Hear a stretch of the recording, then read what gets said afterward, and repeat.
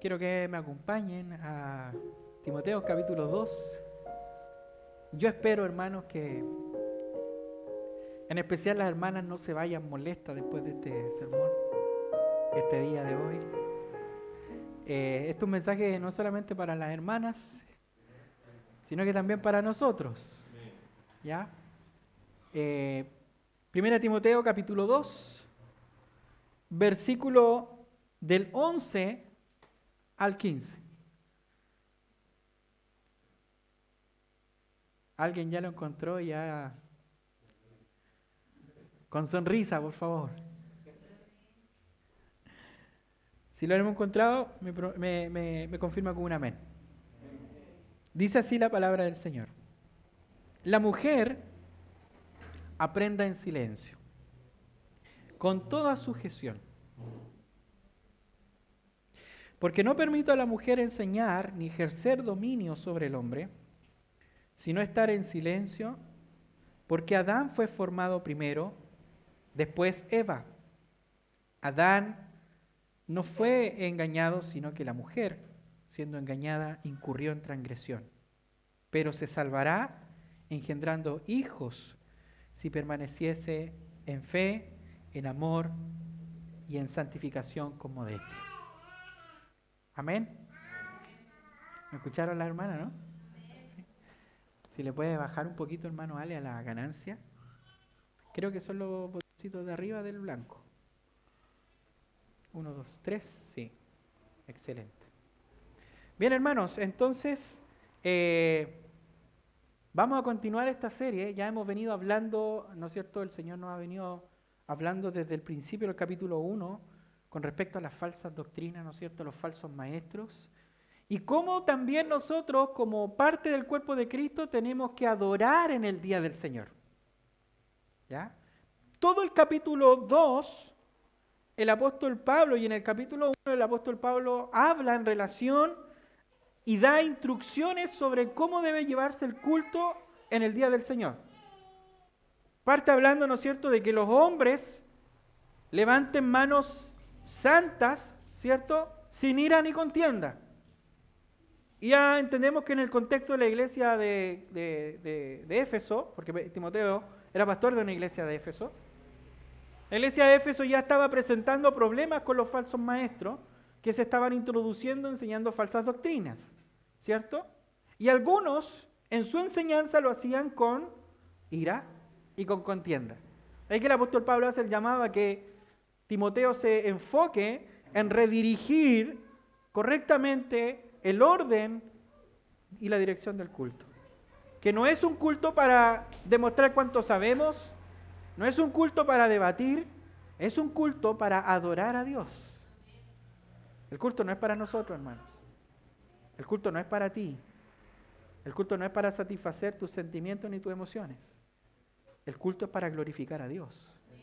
Él es el centro de nuestra adoración. Por eso Pablo parte diciéndole a los hombres: quiero pues que todos los hombres levanten manos santas, sin iras ni contiendas. Y por otro lado les dice a la mujer: y quiero pues también que la mujer sea decorosa en su forma de vestir, que se presente bien, porque en el contexto, lo vimos el domingo pasado, muchas mujeres se vestían con peinados ostentosos, vestidos lujosos, ¿no es cierto? Y todo el centro de la adoración en el culto se centraba en ellas más que en Dios. ¿Se acuerdan, cierto? Bueno, aquí Pablo pasa a hablar sobre la enseñanza, sobre la educación dentro del culto del Señor. Y quiero partir aclarando, hermanos, que este texto tiene 3 posturas teológicas, para aclararlo en su razón. La primera postura es de la postura teológica liberal, ¿cierto? La teología liberal principalmente niega la inspiración verbal de la Escritura. La teología liberal niega la inerrancia de la Escritura. Dice que la Escritura tiene errores. Niegan la inspiración, por lo tanto hay algunos textos que sí están inspirados y otros los acomodo a como yo quiero. ¿Cierto? Por lo tanto, la teología liberal, cuando se acerca a este pasaje, que es un pasaje controversial, hermanos, cuando la teología liberal se acerca a este pasaje de la Escritura, dice que en este pasaje no hay ningún mandamiento, sino una situación cultural específica. Por lo tanto, eso no aplica para el día de hoy.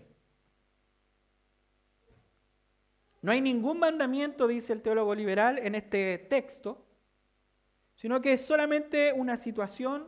No hay ningún mandamiento de que la mujer debe guardar silencio en la congregación y aprender en sujeción, dice el teólogo liberal. Simplemente es un asunto de cultura. Simplemente es un asunto cultural del momento en la iglesia de Éfeso bajo la influencia griega de aquel lugar. Entonces las mujeres, según el teólogo liberal, pueden ser predicadoras, pueden ser pastoras y ministras ordenadas. Esa es una postura. Tenemos también una segunda postura, que es la postura tradicional histórica, que ve aquí en este texto un mandamiento divino. Ve un mandato divino y como se cree en la inspiración, la postura tradicional histórica, cree en la inspiración de la Escritura, cree en la inerrancia de la Escritura, cree que la Escritura es suficiente, de tal manera que de esta posición tradicional conservadora histórica, que ve un mandamiento divino para la iglesia, es la postura que ha sido sostenida por más de 2000 años, hermanos. Por más de 2000 años, por los cristianos, entre ellos las iglesias reformadas y presbiterianas, confesionales en nuestra época. De tal manera, hermanos, que parto aclarando esto, porque hay también una tercera postura, y es la postura evangélica progresista. Está influenciada totalmente por la agenda feminista de los años 60, que defienden la ordenación femenina, y es más, hoy en día esa misma postura defiende no solamente la ordenación femenina, sino que también promueve la ordenación de homosexuales al ministerio y también de transgéneros en el ministerio.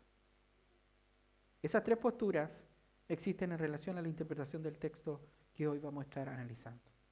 Una cosa debemos entender, hermanos, y es que si torcemos, para que lo podamos comprender, si torcemos la palabra de Dios, entonces vamos a tener que torcer la teología. Y si torcemos la teología, vamos a tener que redefinir la teología. Y vamos a tener que redefinir lo que creemos. Así de importante eso. La iglesia, al sujetarse lamentablemente al pensamiento de la época, no termina solamente, hermanos, torciendo la Escritura, sino que también termina torciendo el gobierno de la iglesia y termina redefiniendo la fe, y no solamente la fe, sino que al final terminamos con otro evangelio que conforme a la Escritura es un evangelio anatema. ¿Qué dice la palabra del Señor en Gálatas 1:8? El apóstol Pablo dice, más aún, ¿no es cierto? Si aún a nosotros un ángel del cielo os anunciare otro evangelio diferente al que nosotros os hemos anunciado, sea anatema. Anatema viene del griego que significa maldito. De tal manera, hermanos, que nosotros como iglesia nos suscribimos a la interpretación conservadora. Esa es la postura de nosotros como iglesia. Nos suscribimos a la postura conservadora que ha sido sostenida, que ha sido profesada por más de 2000 años en la historia de la iglesia. Y esto me interesa, hermanos, que nosotros lo podamos entender, porque hay razones que a nosotros nos tienen que ligar a cuidar el pensamiento de la iglesia. Y la verdad, hermano, es que la postura que hoy se ve en muchas iglesias, imagino que usted también lo ha visto en muchas iglesias en relación a esto, es nueva. Es nueva la postura que se ve en muchas iglesias. Es del año 1969, hermanos.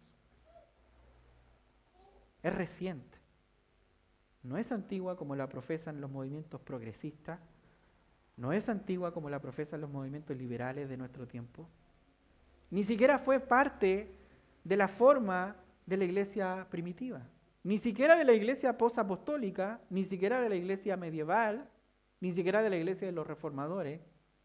La iglesia, hermanos, nosotros debemos entender que la iglesia, al dejarse influenciar por movimientos de la época, lo que hace la iglesia es adoptar enseñanzas distorsionadas y a la vez doctrinas de demonios. De ahí que el apóstol Pablo diga aquí en mismo 1 Timoteo 4:1, si usted lo puede buscar en su Biblia, dice, pero el Espíritu dice claramente que en los postreros tiempos algunos apostatarán de la fe, escuchando ¿a quién? A espíritus engañadores y doctrinas de demonios. De tal manera, hermanos, que todo lo que va, para que usted lo pueda comprender bien, todo lo que va en contra de lo que ha estado ordenado por Dios en la Escritura es doctrina de demonios. Así de simple. Doctrina de demonios. Evangelio anatema. Que solo busca destruir la iglesia, que solo busca desvirtuar la novia de Cristo y el Evangelio de Cristo. Vaya conmigo, vamos a ir analizando el texto, versículos 11 y 12. Dice el apóstol Pablo, la mujer aprenda en silencio con toda sujeción, porque no permito a la mujer enseñar ni ejercer dominio sobre el hombre, sino estar en silencio. Hermanos, en este pasaje nosotros encontramos un mandato divino. ¿Cuántos de los que estamos aquí creemos que la palabra de Dios es inspirada por Dios? ¿Cuántos de los que estamos aquí creemos que es inerrante? ¿Cuántos de los que estamos aquí creemos que es suficiente? Por lo tanto, si nosotros creemos que es inerrante, suficiente y que es inspirada por Dios, en este pasaje encontramos un mandato de parte de Dios.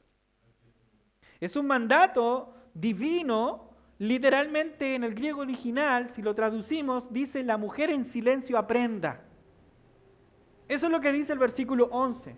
Y aquí hay dos problemas que se deducen de este texto, hermano, que el apóstol pone de manifiesto y que deben ser corregidos, lamentablemente, en la iglesia de Éfeso, y no solamente en la iglesia de Éfeso, sino que hoy en día también en muchas iglesias. Ambos tienen que ver con el comportamiento femenino dentro de la congregación, y espero, hermanas, que no me tiren piedra al momento de salir de este culto. El mensaje es para todos, y entendamos que no es un mensaje machista, es la palabra del Señor. Amén. Por lo tanto, en ese aspecto, el primer problema que vemos aquí, el cual Pablo está tratando de la situación que hay en la iglesia de Éfeso en el contexto, el primero es la manifestación audible de la mujer, que aparentemente se opone o que prácticamente discute la enseñanza de otro modo, una mujer que no quiere ser enseñada. El segundo problema tiene que ver con la sumisión, que también era problema para las congregaciones de aquel tiempo, sobre todo en la iglesia en el mundo greco-romano, donde tenían mucha influencia. Las mujeres en el contexto, hermanos, para que podamos comprender bien y ser empáticos también, las mujeres en el contexto social de aquel entonces eran por lo general menos instruidas que los hombres, ya que la misión de la mujer prácticamente tenía que ver específicamente con la familia, tenía que ver específicamente con la procreación, tenía que ver con la administración del hogar. En la iglesia, hermanos, las mujeres vienen a ser un miembro más junto con los hombres. De tal manera que el Evangelio anuncia que no hay diferencia entre hombre y mujer, Gálatas 3:28, en cuanto a salvación, obviamente. Pero es este texto que se ocupa en Gálatas 3:28, donde muchos movimientos feministas el día de hoy ocupan este texto para decir, bueno, como no hay diferencia entre hombre y mujer para Cristo, yo puedo ser pastora. O yo puedo ser predicadora. Pero no es así. Porque cuando no hay diferencia entre judío y gentil, hombre y mujer, se refiere a la salvación. En Cristo todos somos salvados por Él mismo. De tal manera que esta verdad era tomada por mujeres para derribar esas diferencias que existían entre la sociedad de aquel entonces. ¿Qué hacían? Se imponían incluso sobre el marido tratando de gobernarlo. En la congregación de Corintio lo vemos, por ejemplo. Las mujeres hacían preguntas en el culto. Intervenían en el culto distrayendo la atención de los que oían la enseñanza, de tal manera que en el contexto cultural de aquel entonces, sirviendo era como un servicio de vergüenza para el marido que estaba en ese culto. Por eso el apóstol Pablo manda ahí en 1 Corintios 14:34 a que la mujer calle en la congregación. Pero también por la misma causa de desorden, Porque no solamente las mujeres estaban causando desorden al momento de interrumpir en el culto de Corintios, sino que también Pablo le llama la atención a aquellos que por causa de desorden, de hablar en lenguas y profetizaban, Pablo también les dice silencio, callen en la congregación. Si no hay intérprete, guarde silencio. De tal manera que esto mismo ocurre en la iglesia de Éfeso, donde aquí Timoteo está predicando y enseñando el Evangelio, donde habían algunas mujeres que eran arrogantes, mujeres que eran engreídas, mujeres que no querían ser enseñadas, sino enseñar. Ese era el contexto de lo que estaba sucediendo en la iglesia de Éfeso. Mujeres arrogantes, engreídas, que no querían ser enseñadas, sino que querían enseñar. De tal manera que lo que exigía es que se les mande a aprender y que lo hagan en silencio. Eso es lo que exigía Pablo. Pablo, hermanos, habla de doctrina de demonios enseñada por falsos maestros, doctrinas de demonios que enseñaron a las mujeres a tomar un rol que no le correspondía. Doctrinas de demonios que algunas mujeres en las iglesias iban de casa en casa, chismoseando, entrometiéndose, dice Pablo, en lo que no les correspondía, doctrinas de demonios. Y es más, Pablo dice que muchas de estas mujeres, en 1 Timoteo 5, verso 15, muchas de estas mujeres se apartaron, escuche bien hermanos, se apartaron para seguir a Satanás. Lo dice ahí, 1 Timoteo 5, 15. Si usted se da cuenta, estamos hablando de algo grave, hermanos. Estamos hablando de algo grave porque se apartaron para seguir a Satanás. Y la misma enseñanza la tenemos aquí en 2 de Timoteo, cuando el apóstol Pablo dice de los falsos maestros que van de casa en casa, llevando, dice, cautivas a las mujercillas. Y ahí no está hablando de otras mujeres, hermanos, que mujercillas simples, en el concepto cultural de hoy en día, prostitutas. No está hablando de ese tipo de mujeres, sino que se está hablando de aquí de mujeres que no se sujetaban a las escrituras y que eran arrastradas por estos vientos de falsa enseñanza y falsos maestros. Estas mismas mujeres estaban siempre tratando de conocer la verdad, dice Pablo, pero nunca llegaban al conocimiento de la verdad. ¿Por qué? Porque no se sujetaban a las escrituras. Ahora entiende usted el contexto, todo ese contexto. Ahora entiende usted por qué el apóstol Pablo parte diciendo en el versículo 11 que la mujer guarde silencio. Es por eso, hermanos. Por todo ese contexto.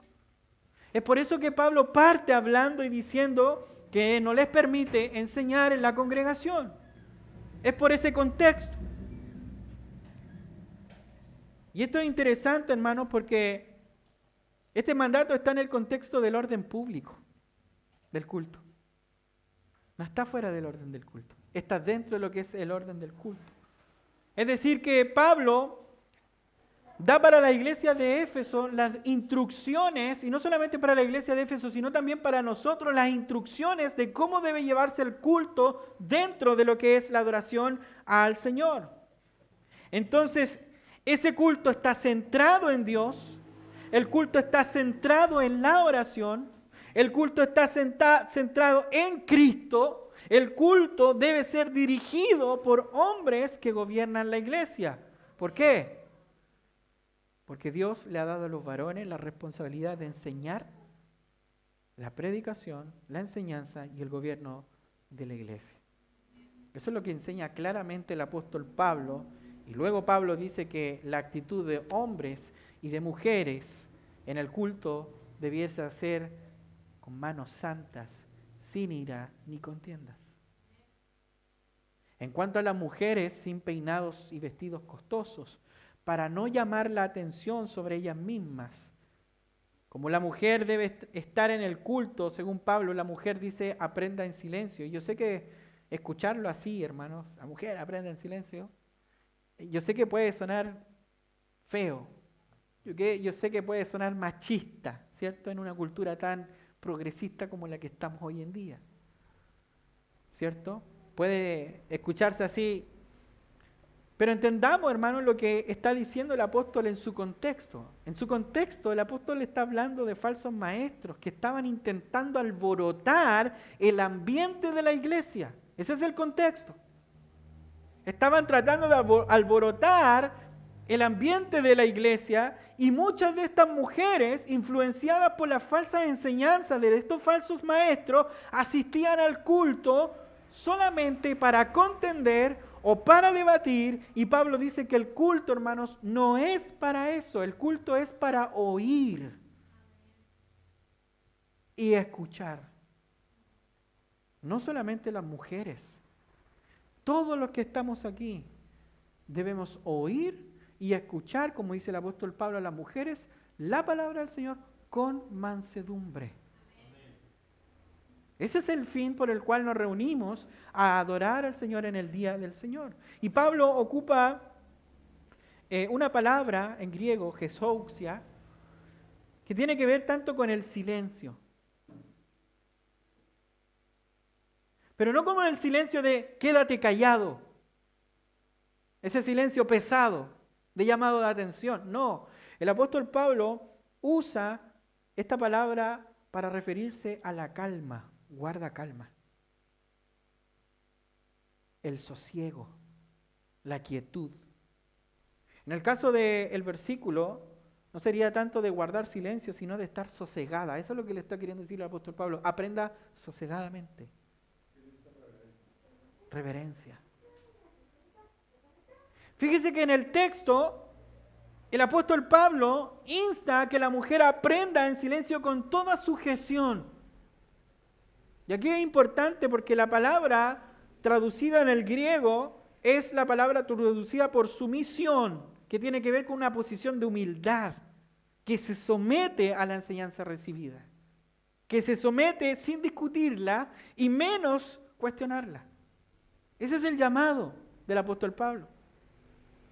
Pudiera traducirse también por obediencia. Obediencia. Las mujeres de aquel entonces, en alguna medida, tratando de sacarse de encima el sistema un tanto esclavizante de aquel momento de la sociedad, no solamente se negaban, hermanos y hermanas, a ser instruidas por los hombres, sino que ellas querían tener el mismo privilegio que ellos, aún sin haber sido enseñadas. Fíjese, no siendo enseñadas, querían enseñar. De ahí que en la iglesia apareciesen mujeres que enseñaban cosas contrarias a la doctrina de los apóstoles, con la pretensión, ¿no es cierto?, de ser libres para hacerlo, ocasionando graves problemas. ¿Se acuerdan ustedes? Nuestro hermano Alex hizo una serie sobre el libro de Apocalipsis de las 7 iglesias.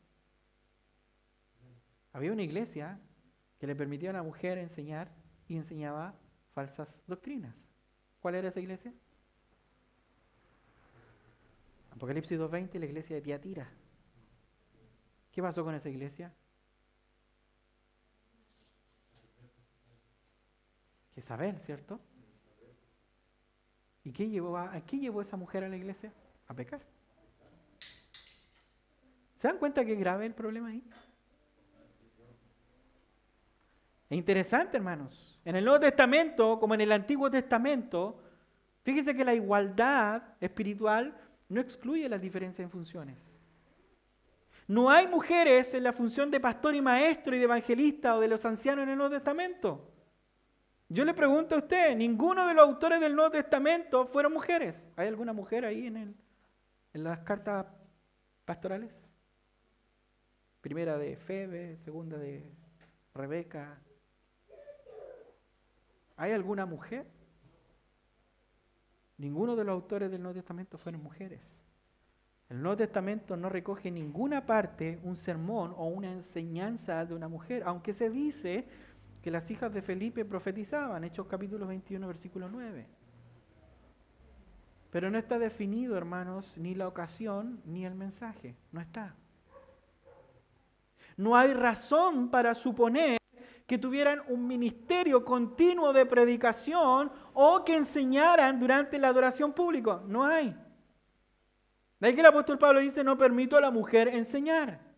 Hermanos, la autoridad apostólica está bien presente en la prohibición que se establece aquí. Se trata de la enseñanza doctrinal. Es decir, la definición de lo que la iglesia debe creer.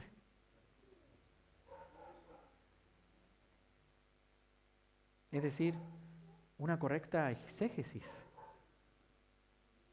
una correcta definición de lo que es la doctrina y la enseñanza bíblica, la definición de la fe,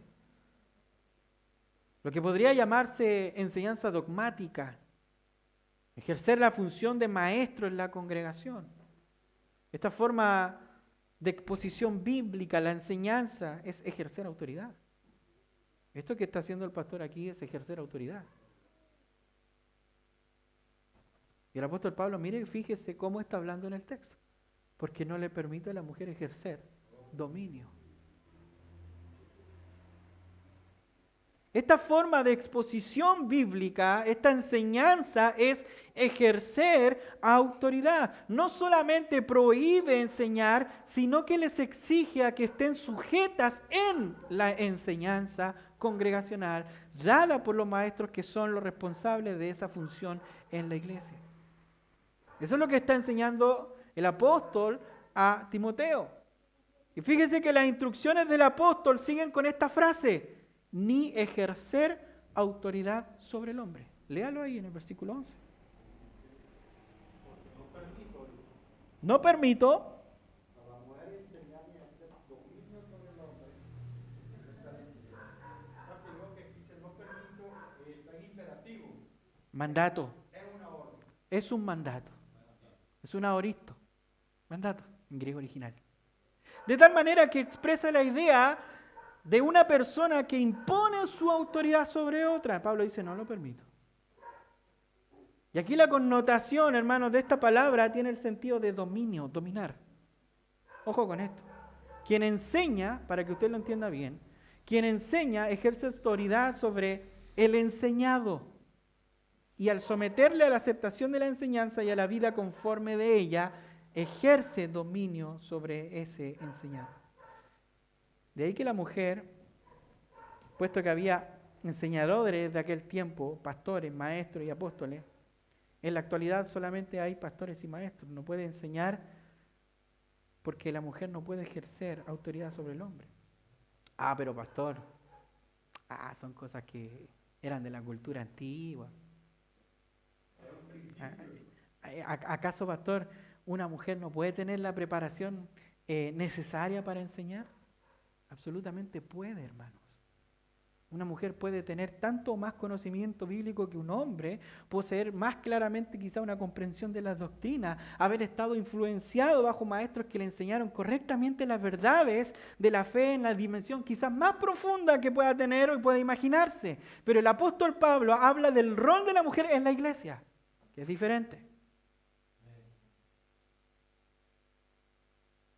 Fíjese que el rol de la mujer en la iglesia, para que no se sientan mal, hermanas, el rol de la mujer en la iglesia es significativamente más grande de lo que ocurría en la sinagoga. Las mujeres eran excluidas en la sinagoga. Pero acá en las iglesias, en la iglesia las mujeres están en el culto público. Algo que no se les permitía en aquel tiempo a las mujeres. ¿Para qué están ahí? Pablo dice, para que aprendan. Para que aprendan.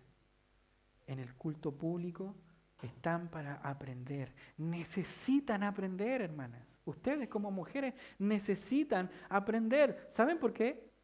Porque ustedes como mujeres también son portadoras de las buenas nuevas del Evangelio. Ustedes también son llamadas a enseñar, pero no en el contexto del culto público. Eso es lo que el apóstol Pablo está explicando aquí en estos versículos. ¿Puede enseñar? Sí, efectivamente. ¿Lo hizo Priscila? ¿Con quién? Con Apolos.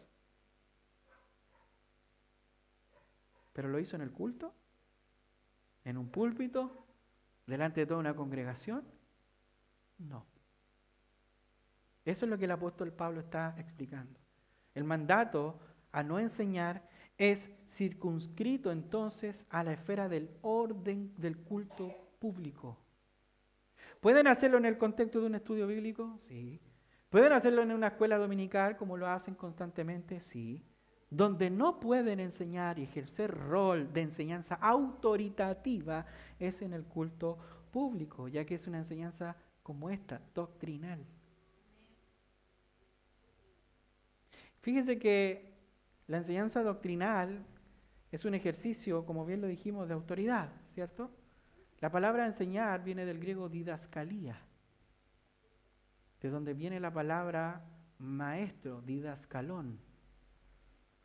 Y esta palabra se utiliza para describir la función y la instrucción doctrinal pública ordenada por Dios y que ésta le corresponde a quien Dios ordenó para instruir en la iglesia públicamente. Y esto Dios lo ha dispuesto específicamente para los varones. Ahora, ¿eso impide que entre hombres y mujeres se instruyan entre sí? No. No lo impide. No este mandato. No impide que las mujeres se conviertan en maestras de las mujeres de la iglesia, sino que deben convertirse en maestras de las más jóvenes, deben ser maestras del bien, dice Pablo a Tito. Tito 2, del 4 al 5, dice que enseñen a las mujeres jóvenes a amar a sus maridos y a sus hijos, a ser prudentes, a ser castas, cuidadosas de su casa, buenas, sujetas a su marido, para que la palabra de Dios dice no sea blasfemada. Una mujer preparada, una mujer conocedora de la palabra del Señor, ¿puede enseñar a otros fuera de la congregación? Sí lo puede hacer, como es en el caso de Priscila, que enseñó junto con su marido a Apolos. Eso lo vemos en Hechos capítulo 18, versículo 26. De tal manera que no se describe en el Nuevo Testamento, ni en el relato de los Hechos, ni en las cartas de los apóstoles, referencia alguna a la enseñanza en la congregación. Entonces, pastor, ¿Pablo quiere que las mujeres no enseñen? ¿Eso es lo que está queriendo decir el texto? No, hermanos. Pablo sí quiere que la mujer enseñe, pero comprendamos lo que está diciendo Pablo, y el punto es que la mujer no puede enseñar en el contexto del culto público, porque eso es ejercer dominio y una autoridad que no le fue dada a la mujer. Lo que está diciendo el apóstol Pablo es no frenar el ministerio femenino, sino darle un correcto orden dentro del culto. Eso es lo que está haciendo el apóstol Pablo en estos versículos. En ningún momento está discriminando a las hermanas, en ningún momento las está humillando, sino que le está dando una posición correcta dentro de lo que es el orden del culto público. Bendito es el nombre del Señor.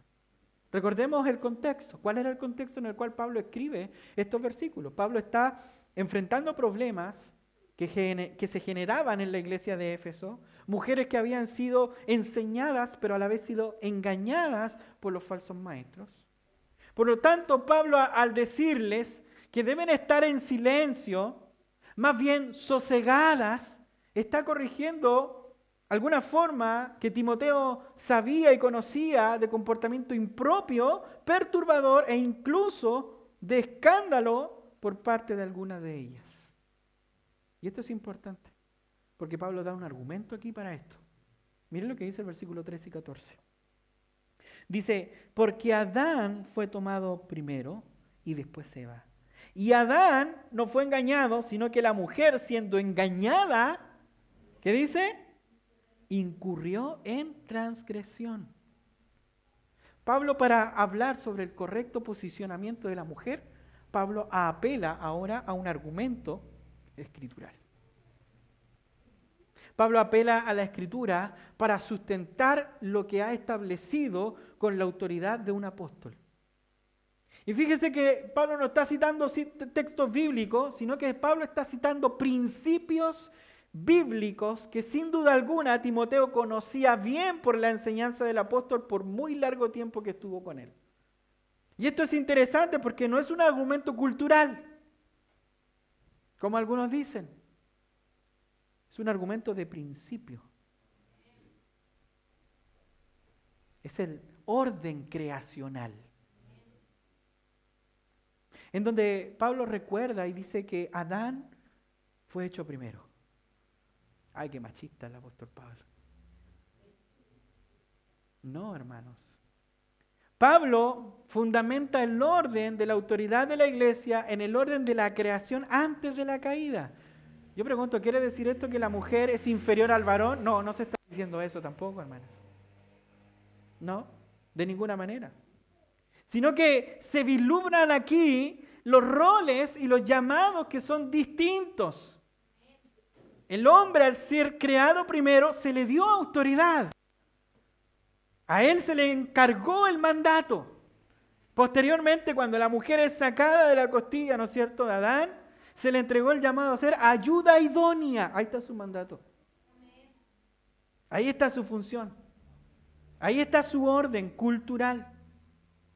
Fíjese en la segunda verdad que dice el apóstol Pablo aquí en el versículo 14. Adán no fue engañado, sino que la mujer, dice, siendo engañada, incurrió en transgresión.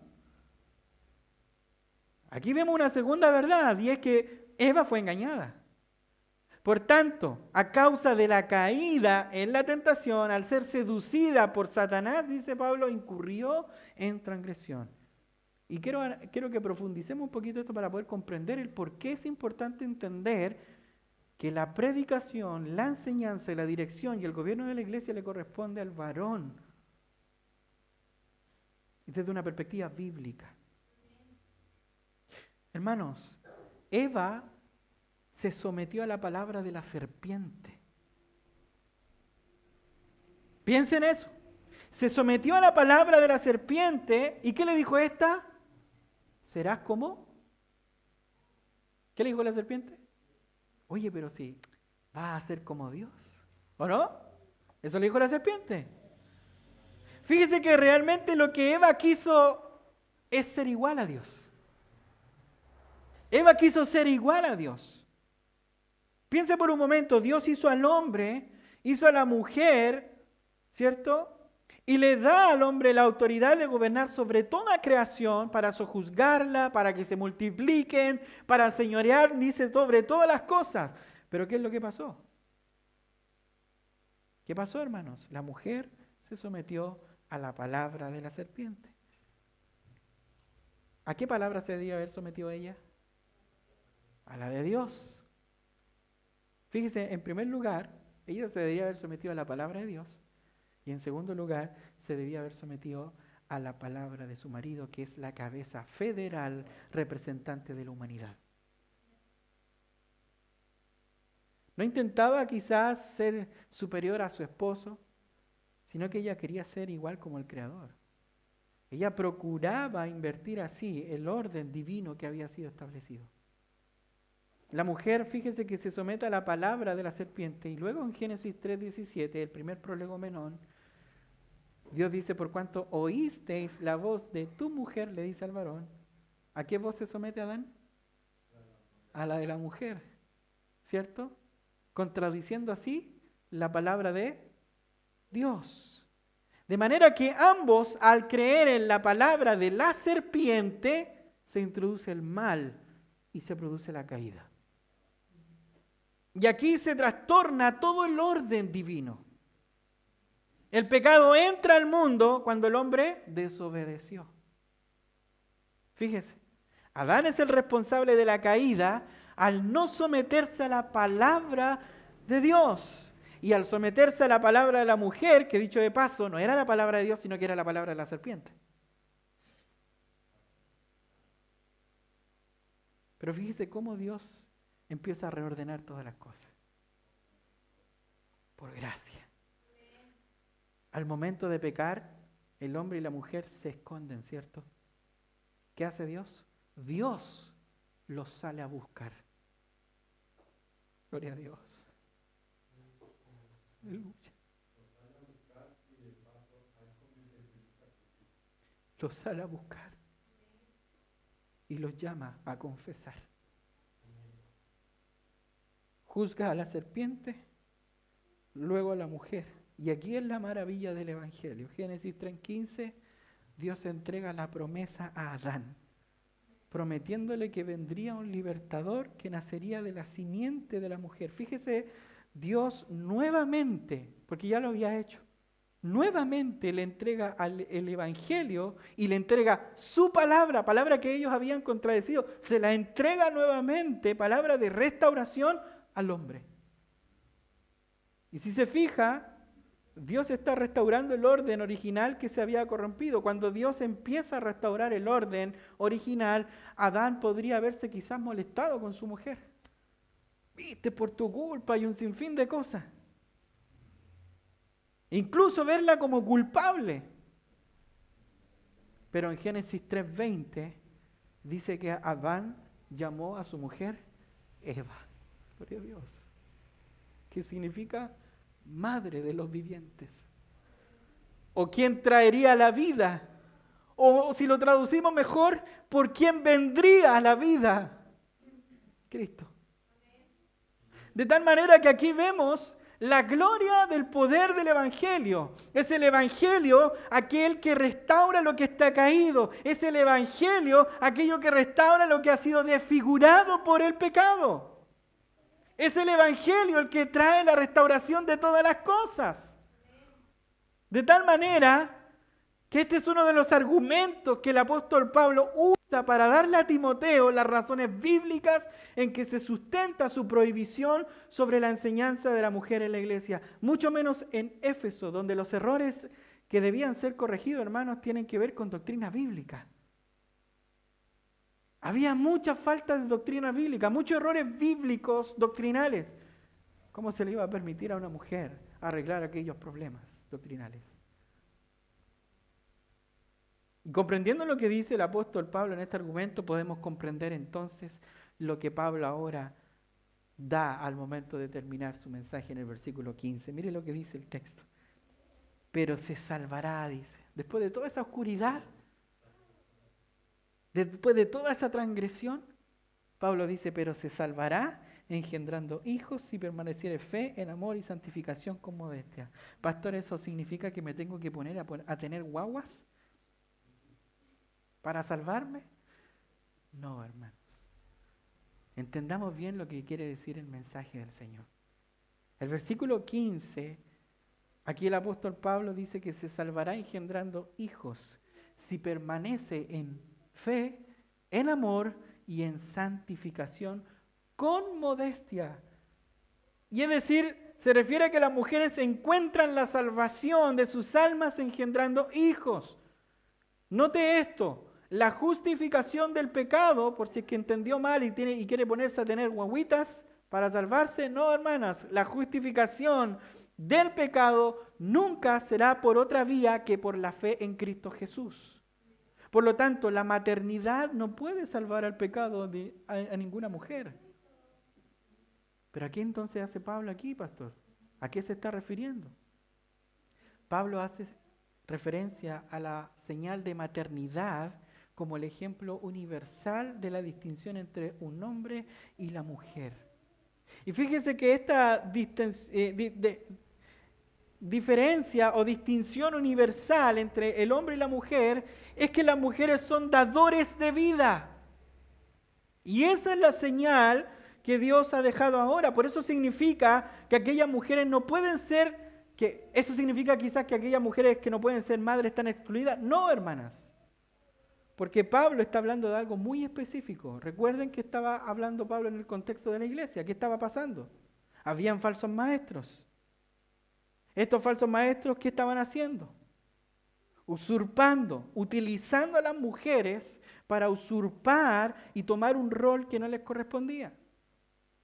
Entonces el consejo de Pablo es que si se salvarán engendrando hijos, si permanecen en la fe, en el amor y en la santificación con modestia principalmente. Es decir, hermanos, para comprenderlo mejor, la esfera donde la mujer puede ejercer un ministerio único, en el que el hombre quizás tiene ciertas limitaciones, no es tanto la enseñanza dogmática en público, sino en el cuidado y educación de los hijos.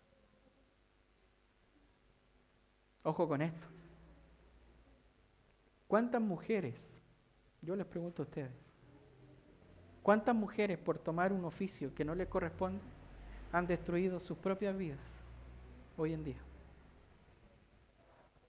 ¿Cuántas mujeres por tomar un rol que no les corresponde destruyeron sus propios matrimonios y han destruido sus matrimonios y se están destruyendo sus matrimonios? ¿Cuántas mujeres que han tomado un rol que no les corresponde destruyeron a sus hijos y sus familias por tomar un oficio que no les correspondía, por ir en contra del orden divino? Hermanas y hermanos, el Señor nos invita a poder comprender el por qué usted está aquí. Pablo habla sobre la fe, la mansedumbre y el amor. Son tres cosas esenciales en la cual una mujer puede ser edificada y a la vez ser una piedra de edificación para otras. Es en esa área donde el Señor las ha dispuesto, hermanas, para que ustedes puedan ser luz. Pero el gobierno y la enseñanza de la iglesia, en base a lo que Dios ha establecido, es este que está aquí. Por eso, hermanos, hoy día vemos muchas iglesias donde existen pastoras, predicadoras, y vea cómo están sus matrimonios. Vea cómo están sus familias. Vea cómo está la vida espiritual de esas iglesias. Yo le pregunto a usted, sin caer en la discriminación y en el desmerecimiento, es un ejemplo que siempre pongo para razonar y pensar. Si su hijo o su hija tiene una enfermedad grave que tiene que ser tratada por un médico especialista y se tiene que operar urgentemente porque si no va a morir, el doctor que usted escogió para entregarle la vida de su hija para que pueda tomar su vida y manejar sus manos, usted se entera de que ese doctor nunca tuvo práctica, sino que se tituló vía online. ¿Dejaría que ese hombre abriera el cuerpo de su hijo o de su hija sin práctica, sin experiencia, para tratar una enfermedad terminal? No, ¿no es cierto? Lo mismo sucede con la palabra. ¿Expondría usted la vida de su hijo, la vida de su hija, la vida de su esposa, la vida de su esposo a una persona que no ha sido preparada y enseñada para tratar su alma espiritual? El orden del culto es así. El Señor lo ha establecido así. Pablo no está hablando aquí de un machismo radical. Pablo está ordenando el desorden que había en la iglesia de Éfeso y que lamentablemente ese desorden ha llegado a muchas iglesias en el siglo de hoy. Dios quiera, hermanos y hermanas, que podamos entender cuáles son nuestras funciones dentro del cuerpo de Cristo. Y entender que si Dios nos ha dado hombres preparados, capacitados para la obra y para el ministerio, dejemos que el Señor los siga utilizando como Dios los ha utilizado para tratar nuestras vidas. Pero nosotros dediquémonos a servir a Cristo donde el Señor nos ha puesto. Por lo tanto, hermanas, yo les quiero invitarle a ustedes, a los padres, a los matrimonios, aquí, a todos los hermanos presentes, comprendamos que el culto no es para, como dice Pablo, peleas, contiendas, mostrar quién se viste mejor, quién no. Es para adorar al Señor. Y donde haya un culto, donde se respete la veracidad de la Escritura y el mandato que sale ahí explícito, hermanos, vamos a tener iglesias sanas, iglesias bíblicas, iglesias saludables. De lo contrario, hermanos, mejor vengamos el próximo domingo disfrazados de payasos, porque esto no es un circo. Esta es la casa de Dios. Y la casa de Dios tiene un orden. Y el orden lo establece la Escritura. Yo quiero invitarle a que podamos orar, darle gracias al Señor por este mensaje, que sin duda nos orienta un poquito más a poder comprender por qué Dios ha dispuesto el culto de esta manera, por qué la iglesia tiene que guiarse de esta manera. y por qué es importante para nosotros. Hoy día se habla mucho sobre la salud espiritual, mucho, pero entendamos lo que significa salud espiritual y tiene que ver con esto. Donde haya esto, hay salud espiritual. Donde haya palabra bien aplicada, correctamente explicada, hay salud para el alma. Hay vida para aquella alma que está afligida y angustiada. No hagamos nada sin que esto nos dirija. Si esto no nos dirige, hermano, entonces estamos caminando por el lado equivocado. Oremos al Señor. Padre,